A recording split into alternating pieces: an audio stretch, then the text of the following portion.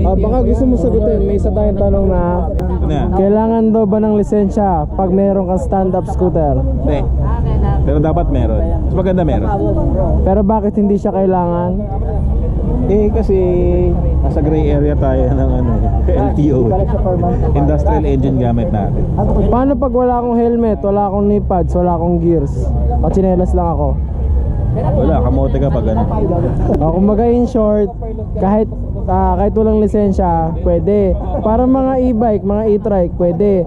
Problema, mga kamote sa daan, ngayon nare-require na ng lisensya. So kumbaga ganun din sa stand-up, Kailangan disiplina. kailangan disiplina lang. So yun nga, kung lagi ka naman kamote sa daan, ayan, pag-iinitan, ganon. Ang e-bike hindi naman kailangan ng lisensya dati, di ba? Hindi.